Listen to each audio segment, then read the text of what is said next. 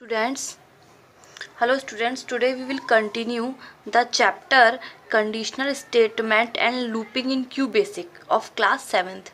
In previous lecture we have studied about goto command. किस के command के बारे में पढ़ा हमने? goto command. इसका यूज़ कहाँ पर करते थे? किसी भी पर्टिकुलर सेक्शन पे जाने के लिए. दूसरा इफ़ देन एल्स स्टेटमेंट में हम कंडीशन लगाते थे. कैसे कि हमने if A is greater than B then go to 80 line और एल्स गो टू 70, यानी कि ए बी इज़ ग्रेटर या और else A is greater. Using loops का यूज़ क्यों करते थे? रिपीटेडली किसी भी कंडीशन को बार बार रिपीट करने के लिए लूप्स का यूज़ करते थे. इसमें हमने डू लूप पढ़ा था. पहले फॉर नेक्स्ट लूप पढ़ा था, उसके बाद डू लूप में दो पढ़े थे, डू वाइल और डू लूप वाइल. ठीक है. अब now we will continue the chapter and today our first topic is while when loop. While when loop is functionally equivalent to the do while loop. While when loop किस तरीके से काम करता है? जैसे कि do while loop काम करता है. This loop is also an entry control loop. जैसे do while loop क्या था? entry control loop था. क्यों था? क्योंकि उसमें entry पर ही condition को define किया जाता था. इसीलिए ये भी एक entry control loop है where the test condition is checked first before entering into the loop. इसमें भी पहले condition को check किया जाता है. इसका syntax क्या होता है? while कंडीशन लगाएंगे, फिर एग्जीक्यूटेबल स्टेटमेंट है और लास्ट में वेंड लगाएंगे, तब लूप क्या होगा? टर्मिनेट हो जाएगा. ठीक है. Structure of while wend loop. इसका स्ट्रक्चर क्या है? The structure of the while wend loop is as follows. It begins with a while statement. सबसे स्टार्टिंग में क्या होता है? वाइल स्टेटमेंट होता है. This statement is use to define the condition that is to be checked. इसका use किसके लिए करते हैं? कंडीशन को डिफाइन करने के लिए जो कि हमारे प्रोग्राम में चेक की जाती है. It ends with a wend statement. Last में क्या होता है? Wend statement. The wend statement is use to. इसका यूज किसके लिए किया जाता है? Signal the end of the loop. ये बताने के लिए कि लूप एंड हो चुका है. The loop is terminated when the condition becomes false. Loop कब टर्मिनेट होता है, यानी समाप्त होता है, फिनिश होता है? जब कंडीशन क्या हो जाती है? फॉल्स हो जाती है. जब तक कंडीशन ट्रू रहती है तब तक लूप टर्मिनेट नहीं होता है, एग्जीक्यूट होता है. Return the control back to while statement to check if the condition continues to be true और नॉट. लास्ट में जब कंडीशन फॉल्स होती है तो दोबारा से कंट्रोल वाइल पर जाता है ये चेक करने के लिए कि अब दोबारा कंडीशन क्या होगी हमारी? ट्रू होगी या फिर नहीं होगी. ठीक है. The statement that are to be executed repeatedly are written between the while and wend statement. जो स्टेटमेंट्स किसके बीच में लिखते हैं? वाइल और वेंड के बीच में. ठीक है. फर्स्ट प्रोग्राम है to print natural numbers from 1 to 5 in reverse order. ध्यान से देखना, x की वैल्यू 5 क्यों लिया है? क्योंकि रिवर्स ऑर्डर में लिखना है. स्टार्टिंग कहाँ से लिखनी है? 5 से 1 तक. 1 to 5 इन रिवर्स ऑर्डर यानी 5 4 3 2 1. तो स्टार्टिंग कहाँ से? 5 से. x is equal to 5.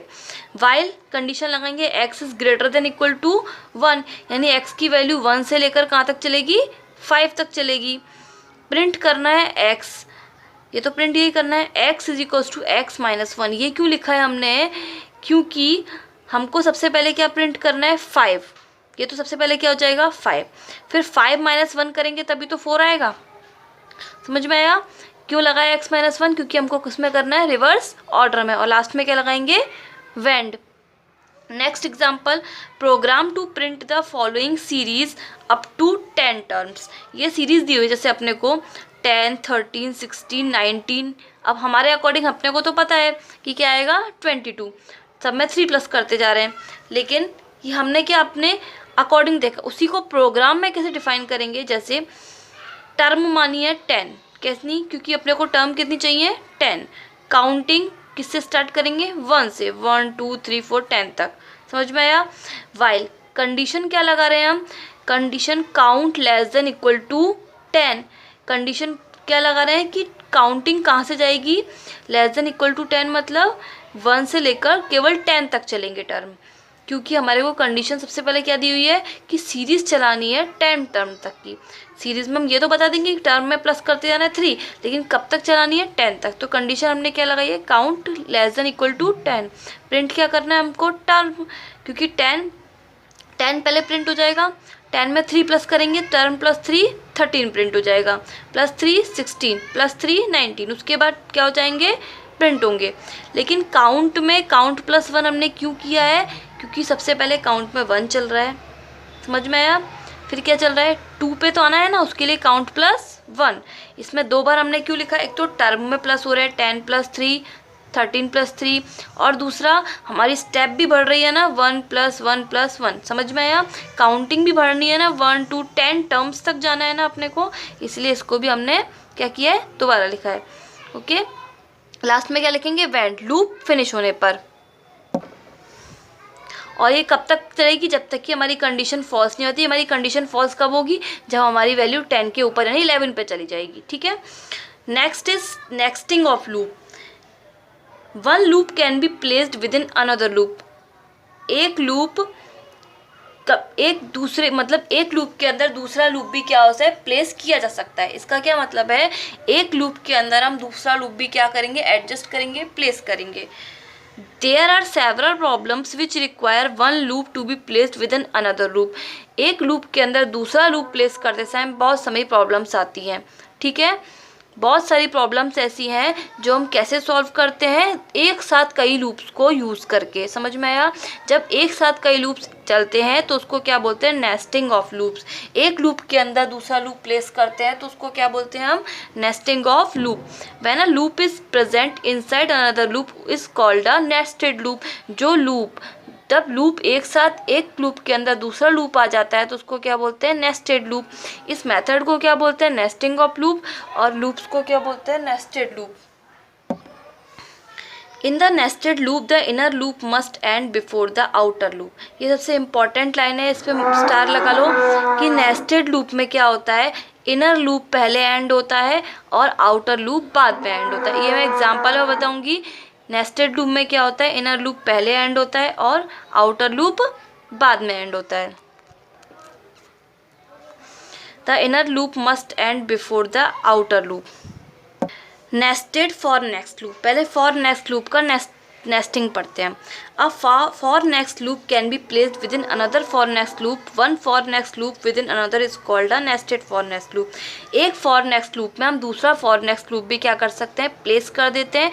इसको क्या बोलते हैं, नेस्टेड फॉर नेक्स्ट लूप। समझ में आया, एक साथ दो फॉर नेक्स्ट लूप यूज़ करते हैं जब हम क्या, उसको क्या बोलते हैं, nested for next loop. The following condition must be met while nesting a for next loop.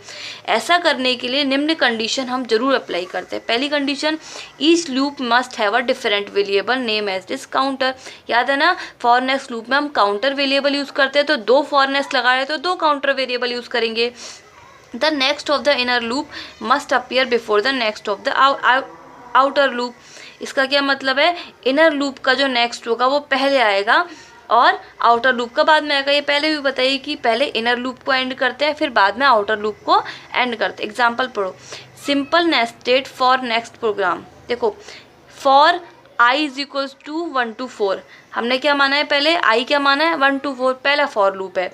दूसरा for next loop j is equals to 1 to 2, दूसरा फॉर लूप। समझ में आया, प्रिंट करना है i और j, दोनों को ही क्या करने हैं, प्रिंट करने।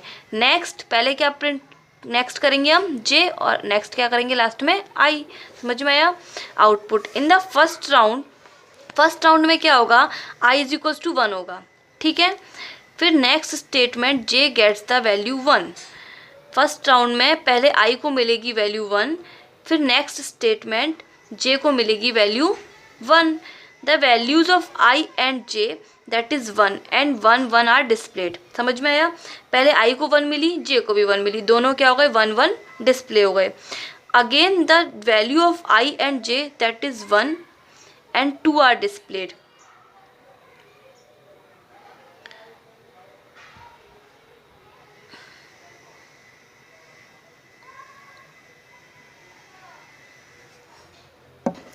इसका क्या मतलब है, देखो स्टार्टिंग में i की वैल्यू जब 1 रहेगी तब j की वैल्यू 1, फिर दोबारा से i की वैल्यू 1 तो j की वैल्यू 2। मतलब i की वैल्यू 1 जब प्रिंट होगी, दोनों बार 1 प्रिंट होगी और j की वैल्यू चेंज होगी 1 और 2।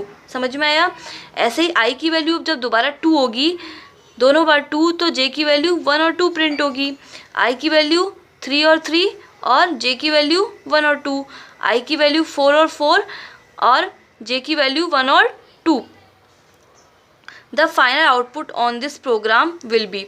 समझ में आया, सबसे पहले i की वैल्यू 1 मिलेगी, उसको जे की वैल्यू क्या मिलेगी 1, फिर आई की वैल्यू 1 ही रहेगी और जे की वैल्यू क्या हो जाएगी 2।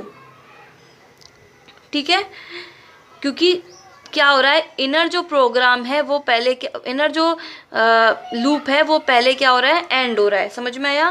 क्योंकि इनर लूप पहले एंड हो रहा है, इसीलिए हम जे की वैल्यू को क्या करेंगे, इंक्रीज हो जाएगी, वो क्या हो जाएगी 2 हो जाएगी। फिर आई की वैल्यू क्या होगी 2 और जे की वैल्यू वापस से 1 हो जाएगी, क्योंकि कंट्रोल क्या चला गया, वापस से जे के पास स्टार्टिंग में चला गया। 1 और 2, 3 3 पर 1 और 2, 4 4 पर 1 और 2। ठीक है, next program, write a program to print the given pattern. ये अच्छा है, इसमें क्या है, अपने को ये पैटर्न प्रिंट करना है, ये इंपॉर्टेंट है। पैटर्न में हमको क्या दिखा रहा है, एक तो ये दिखा रहा है कि फॉर आई 1 to 4, आई की वैल्यू कहाँ तक जा रही है, 1 से लेकर 4 तक जा रही है। ठीक है, क्या पता चला हमने को कि आई की वैल्यू कहाँ तक जा रही है, 1 2 3 4। दूसरा क्या है, जो जे है यानी कि जो स्टार्स हैं वो भी 1 से लेकर कहाँ तक हो रहे हैं, 4 तक, 4 तक ही हो रहे हैं ना, लेकिन हम उस 4 को आई भी तो लिख सकते हैं ना। ठीक है, जैसे आई की वैल्यू कहाँ है, 1 से लेकर 4 तक, और जे की वैल्यू कहाँ से है, 1 to आई। तो प्रिंट क्या करने का अपने को, स्टार, नेक्स्ट क्या करेंगे जे, और प्रिंट नेक्स्ट आई, एंड होगा लूप को। सबसे पहले जब आई की वैल्यू क्या आएगी, 1 आएगी, तो जे की वैल्यू भी क्या आएगी, 1 आएगी, यानी कि 1 स्टार प्रिंट हो जाएगा। जब आई की वैल्यू क्या रहेगी, 2 रहेगी, तो जे की वैल्यू क्या हो जाएगी 2, तो 2 स्टार प्रिंट होंगे। जब आई की वैल्यू 3 होगी तो जे की वैल्यू क्या हो जाएगी 3, तो क्या प्रिंट हो जाएंगे 3 स्टार। जब आई की वैल्यू 4 होगी तो कितने स्टार प्रिंट होंगे, 4 स्टार। ठीक है, इस तरीके से ये लूप क्या होगा, रिपीटेडली एग्जीक्यूट होता रहेगा।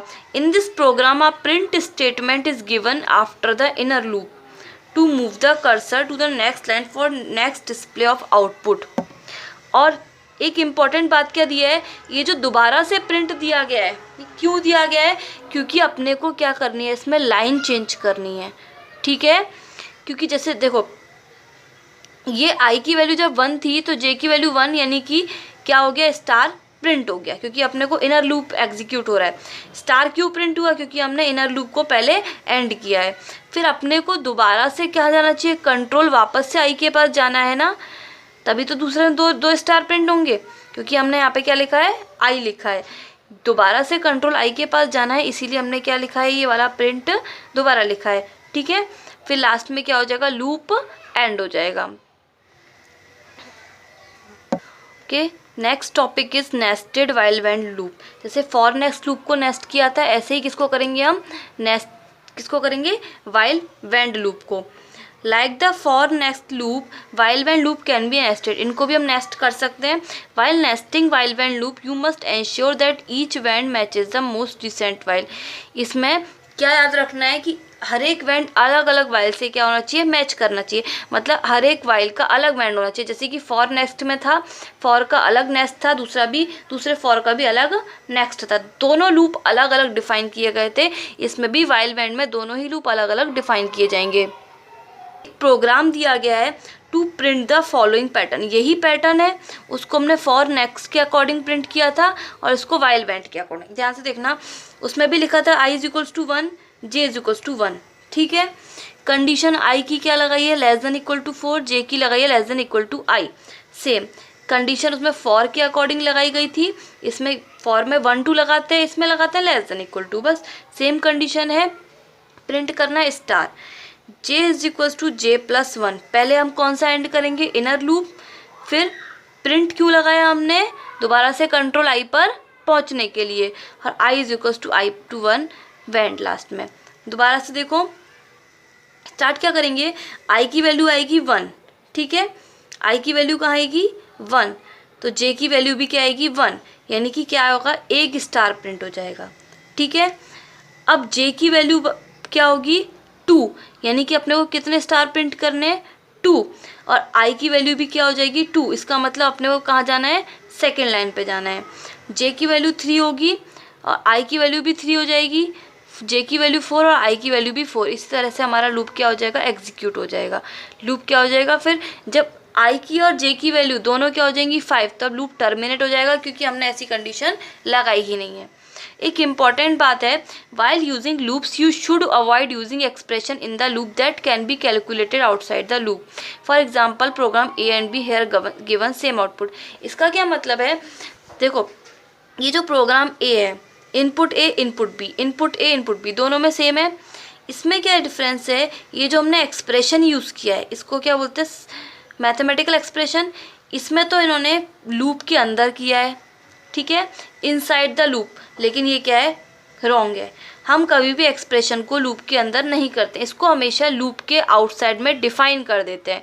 जैसे कि एक अलग जो वेरिएबल ले लिया है z, a multiply by A plus B multiply by B, तो इससे क्या किया हमने, इसको एक अलग वेरिएबल से डिफाइन कर दिया। फिर फॉर लूप चलाया, i is equals to 1 to 30 same, और प्रिंट क्या करना है, z डिवाइडेड बाय i। इसको हमने क्या मान लिया, z, और divided by i, next i, same वही है, लेकिन अपने को एक्सप्रेशन अंदर डिफाइन नहीं करना है, लूप के आउटसाइड में डिफाइन करना है। When the expression a multiply by a plus b multiply by b is present inside the loop, अगर ये लूप के अंदर रहेगा तो every time the loop is executed the expression is evaluated. इससे क्या होगा, जब जब लूप एग्जीक्यूट होगा तो बार बार उसकी क्या होगी, वैल्यू एवेल्यूट की जाएगी। लेकिन अगर हम उसको प्रोग्राम के बाहर रखेंगे तो क्या होगा, when you place it outside the loop the expression is evaluated once and is used in the loop। केवल क्या होगा, एक्सप्रेशन को एक ही बार इवेल्यूट किया जाएगा और लूप में उसको यूज़ किया जाएगा, क्योंकि इनपुट की वैल्यू a और b है। देखो a और b जो भी हम इनपुट डालेंगे वो पूरा एक बार में इवेल्यूट हो जाएगा, और z अपने को केवल चेंजेस किस में करने, a और b में तो नहीं करने ना, चेंजेस किस में करने हैं, कंडीशन क्या लगा रहे हैं हम, आई की कंडीशन लगा रहे हैं 1 to 30, क्योंकि ए और बी की वैल्यू तो हम एक ही बार इनपुट करेंगे, उसको इवैल्यूएट कर लेंगे, और बाद में चेंजेस किस में करेंगे, बस केवल आई में। इसीलिए चेंजेस किस में करने चाहिए, आई में। इसके लिए अपने को ये बार बार एक्सप्रेशन लूप के अंदर नहीं दिखाना है। Okay students, this is all about the chapter conditional statement and looping in QBasic. ठीक है, ओके, थैंक यू।